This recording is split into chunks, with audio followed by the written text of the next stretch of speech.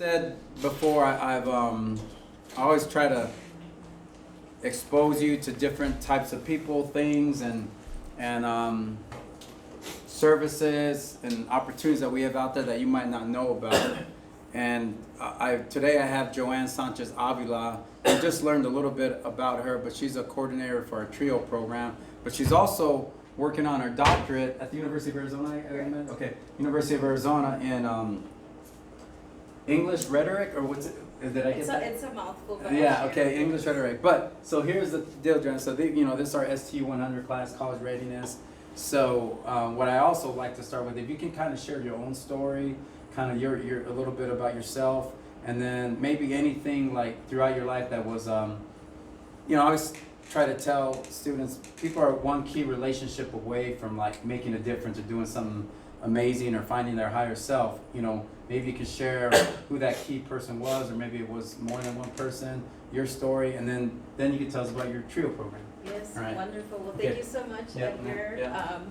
Good morning, everyone. My name is Joanna Sanchez Avila. I'm very happy and excited to be here in your class. Actually, part of my presentation is my distance traveled in higher education. So, of course, welcome. Even though I am here to talk about TRIO services that are offered across the Cuba community colleges, I also like to share the story of being a recipient of that. I'm originally from South Central Los Angeles, California. So I grew up there. I was from a single mother household with 3 daughters, and she's a migrant. So I had a lot of particular social cultural barriers that I grew up into, especially thinking of my economic status, that created particular opportunities for me to even think about higher education past high school. So I like to share this kind of metaphor of our distance traveled because I think it's a wonderful framework to reflect on our life experiences and the ways that, whether it's socially, politically, culturally, or even personally, we face barriers and overcome things that help us get to different places and points in our lives. So with that being said, I went through public education through what we call the Los Angeles Unified School District, LAUSD, out in California. And part of that experience was where we had a particular track. We had 3 tracks. One was where college students would be ready, so those would be like the honors kids, the AP kids. There was the other one where we had the laboring vocational workforce, so those were the students who were given opportunities to take like beauty school classes after school or other opportunities like that. Come on in. And then, You're good. and then the other part was, unfortunately, the school to prison pipeline. So these were the students who typically got neglected and were not encouraged to look into academics or other alternatives. So growing up in that kind of environment and observing those types of institutional behaviors really stayed with me as I continue to become a person and adult in education, and it influenced how I imagined myself if I ever had the chance to teach. What would I do, right, in the classroom to inspire my students? So with that, I ended up working very hard. My mom always said, education's the key. My mom is a migrant from Honduras, and she started working in an ice cream truck because that was her only sense of financial support, because no one was hiring migrants back then. And if you're a woman, you don't know English, that's a lot of barriers to face. So she always said, my daughters who are born here will not be struggling like me. So you need to focus in school. So part of me internalized that value, and I pushed myself to become the valedictorian of my high school because I heard, if you do great in high school, you will open doors for college for what we call full rides, right?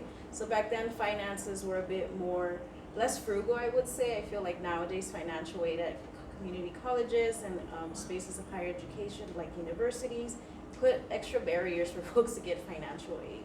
So with that, I ended up going to Cal State Long Beach, which I ended up going to on public transportation. So from South Los Angeles all the way to Long Beach, I would take a train and then a bus to get to school every day. And I would do this kind of commute 4 times a week, for if we were to add that up, including like the Fridays that I went to school. It was a 20-hour trip per week every time that I went to school. So all of these hours add up when you're on public transportation, right? So not growing up having a car was always interesting. So again, I like this notion of a roadmap, right? Because I had to travel through many little cities and towns to get to school. And then I ended up getting my bachelor's. I have a bachelor's in double majored in women's studies and English composition. And my idea was I want to teach. I love storytelling. I love reading. How do we go ahead and inspire people to not have negative experiences around English? So one thing that ended up moving me was some of the books where especially women of color wrote about their experiences as women in the United States, but they also brought in critical theory. So again, thinking about one book called in particular Borderlands, the New Mestiza by Gloria Anzaldúa. She talked about being a woman, disabled, queer, and how that impacted her way of being and existing in the world. So for me, I felt the same way as a Honduran American. I did not see myself represented growing up culturally, so I was thought, we have stories to tell. How do we do that? So I ended up here at the University of Arizona, the first time I ever left home. Same experience, merit-based fellowships, and then I ended up earning my way up to a master's degree, even though I had just signed up to do a PhD. So straight from undergrad, I went into a PhD. It has been one of the most challenging decisions I have made in my life. I've been doing this now for 10 years. I'm excited to be graduating this summer. But it's an experience because even as we move along different levels of higher education, especially if you're a first generation student, you will encounter different barriers.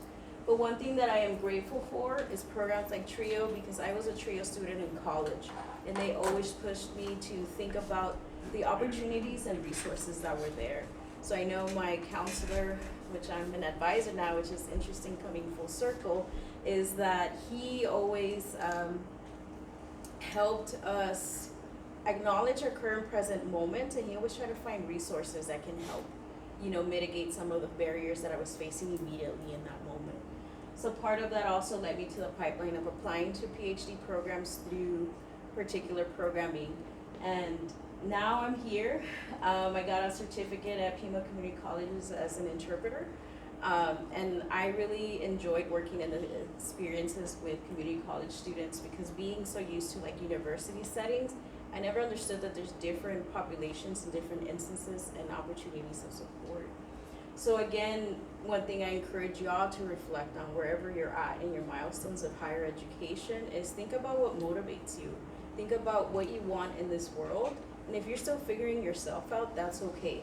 This is life, right? We take it one day at a time. So for me, family has always been important. It's just my mom and my sisters. So how do I, as a woman, as a Latina, try to bring up my family and the family I make along the way? And then I always loved learning because it was about self-empowerment and self-discovery. So how do we gain power out of the spaces we encounter, such as, higher education?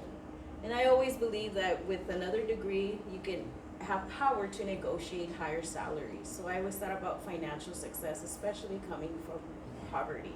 So I don't want to live like that anymore. The struggle has been real. I want to live a gentle life as I continue to age.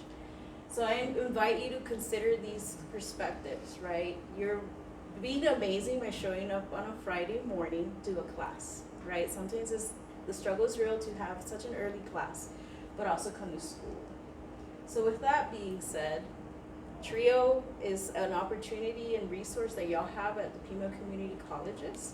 And we tend to serve these particular populations. So if you're a first generation college student, which means that none of your parents, both mom and dad, did not finish college or do not have a degree, especially in the United States. I heard a conversation that they're trying to change, especially for folks who are from migrant statuses, that if they have a college degree from their country of origin, they're trying to welcome them, but also ask questions like, does that count? So again, taking into consideration what is first generation. So if that's part of an identity that you carry, that's one of the kind of gold stars you get to, consider eligibility with our programs. If you have a socioeconomic status that is considered low income, I know the federal guidelines tend to change every year. So paying attention to those conversations politically also helps. If you have a registered disability within the Pima Community College, you also can qualify or are eligible for our programming. And also if you're a U.S. citizen and permanent resident status. So again, these are the You could have all three of them, you could have one, you can have one or the other. It's okay. So again, yes. Quick question. So a registered disability, if you go to our ADR, I mean, it could be, like if you had an IP in high school, or you had, you know, you have anxiety, test anxiety, you have ADHD, some of these things. And what's great about it is, you know, you get more time for tests. You actually can get a note taker sometimes. So these are services that are available and can open up more doors. So don't be like, feel like you have to hide whatever it is. That's what these services are set up for. So thank you for sharing that. Oh no, I learned the hard way not to ever hide what we need and what you have to have help in, because I grew up being one of those students that I felt afraid to ask for help because I felt asking was too much. Mm-hmm. So when I actually learned that asking for help got me somewhere, now I'm always open with communication to everybody. You know, like, you need the help, it's okay to ask for it. And I know it's hard for a lot of people too, because of their past life, but once you get over that bump and you actually are comfortable and you do it, it opens a whole new opportunity for you. Thank you for sharing. Yeah. Yes. Sorry, go ahead. No, I think Yeah. self-advocacy is a powerful skill to have and to learn along the way.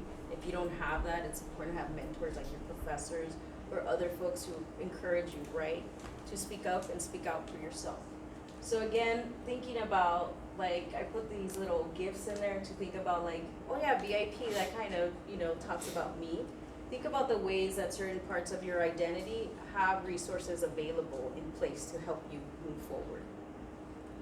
So again, we have 3 programs. We have Trio SOAR. So this particular program focuses on helping individuals who do have registered disabilities. And if you feel like you have a disability but are not registered, I encourage you to explore that opportunity. So like Edgar was saying, you have accommodations when needed. Because life is already challenging at times, and school can also add more stressors. You want to make sure you have safety nets for yourselves and your academic success. We also have Trio STEM, so these are particularly for majors who are in the sciences, engineering, mathematics, technology, and health professions. So again, being conscientious of what you're majoring in will also help kind of detail the type of services you will receive. The one I work with, which is the Student Support Services Program, all majors are welcome to apply. So I love encountering different students from different backgrounds because they teach me so much. I actually just started my position 6 months ago, so I'm also learning along the way. I have 9 years of experience teaching at the university level, so it's been an interesting experience to mentor students in a different capacity. So with that being said, I want to quickly play this video that kind of nutshells everything I've just shared. The volume support. Okay.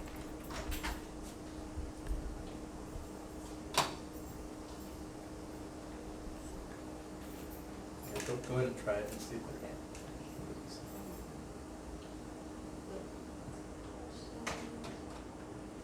Okay.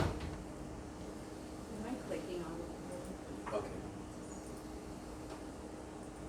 Okay, how do we go back to where we Here were? it is. Okay, oh, there it is, that's what I want to see. This is.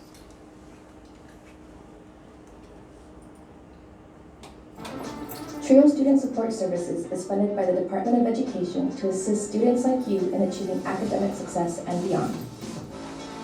We have 3 dynamic programs at PIMA, each tailored to meet your unique needs. First, we have the Classic program, designed for students pursuing any degree. Next, the STEM program caters specifically to students studying science, technology, engineering, math, and healthcare disciplines. Lastly, we offer the SOAR program, dedicated to students with documented disabilities.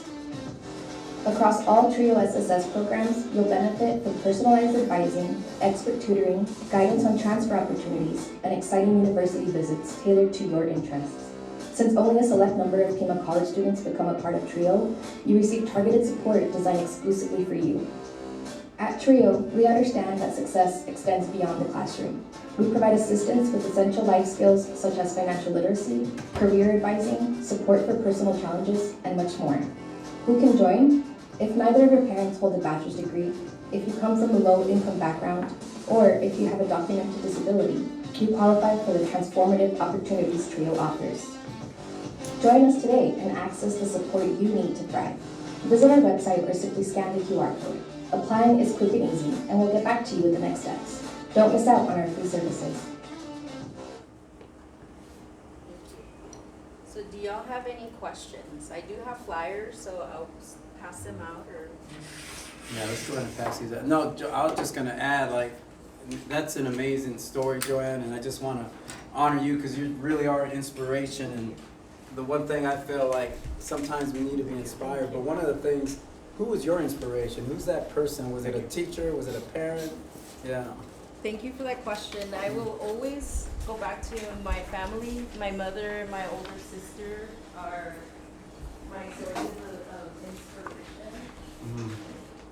Because I always experience the world in a gendered lens. So growing up as a little girl where I am from, we were already stereotyped to be a particular way. And my mother's always, you're not gonna fall into those things. So she always guided me and gave good advice on how to push forward. And then my older sister was the first one to experience. What's that? Everyone has a flyer? Yeah, I think everyone has one, yeah. Thank you. Yeah.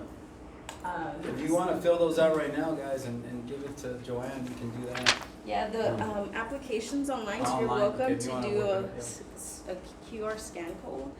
Some students do get stumped on one of the questions, which is the taxable income. Usually that refers to what you use for FAFSA. You just want a number because part of the process requires verification. So if you're like, I don't know if this is accurate, you can always update that information when you're welcome in for like a meet and greet, which is like your intake interview where we get to learn more about you. So with do they have to be FAFSA eligible?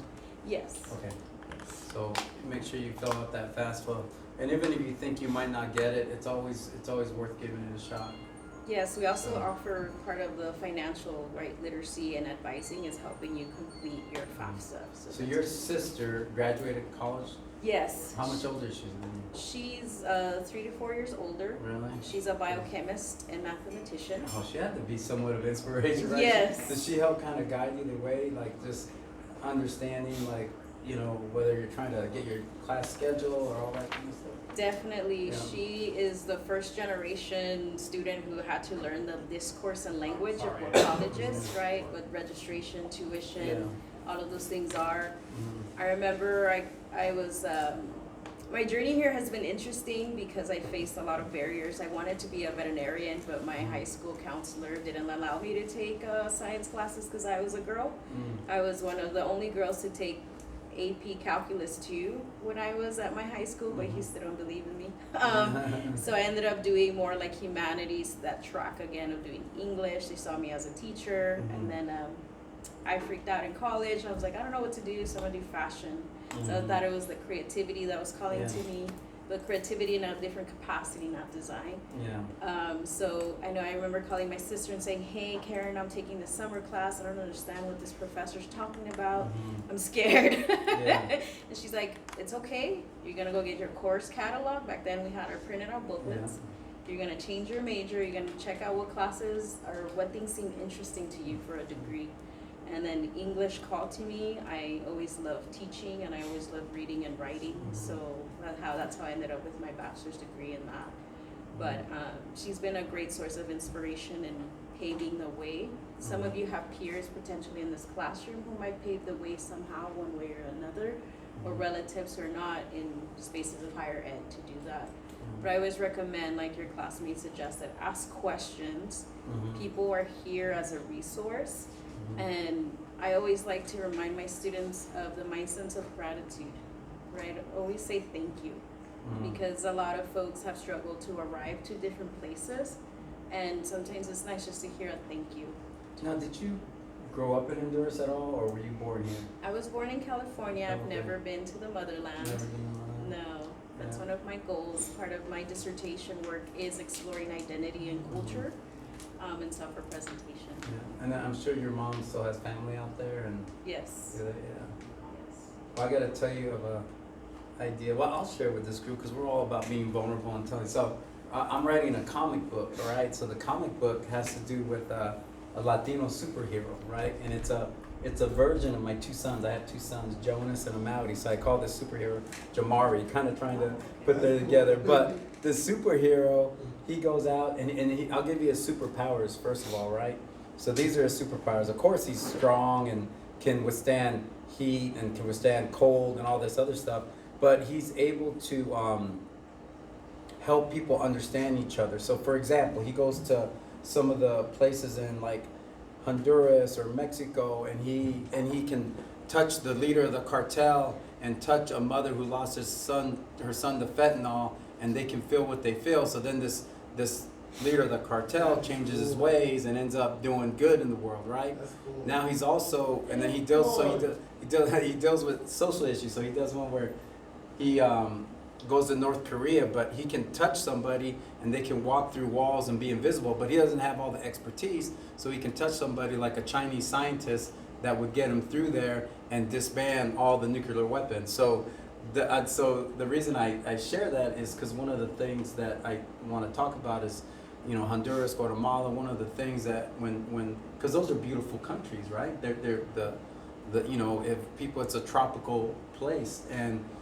but why are they leaving? Like, why, you know, most of the time it's because of the political structure or the gangs or stuff going on. So, you know, we all try to fix these problems at the border, but there's always an opportunity to go into these and figure and kind of not restore or create a political sustainable system that is going to serve the people. So that's kind of what this superhero does, is that they go in social justice and then through climate change and environmentalists, all this stuff, because there's more to it. I don't want to get too far into it, but the reason I say that is because I want to have another conversation with you on a sidebar, just kind of trying to understand some of that stuff, because I'm not really educated on a lot of that. I just know kind of what I read here and there, but I don't have anybody who's actually been through it, you know. And I've told you guys this before. Sometimes some of you have had some challenging situations. I met with a group here the other day. They were going through our culinary, and people had been incarcerated, right?